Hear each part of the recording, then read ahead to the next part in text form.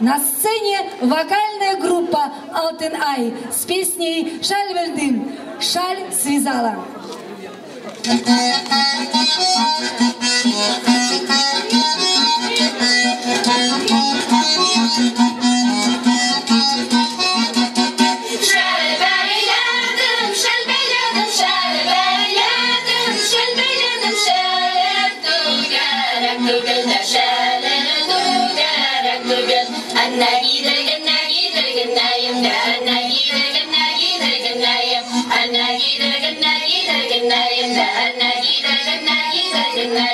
Oh,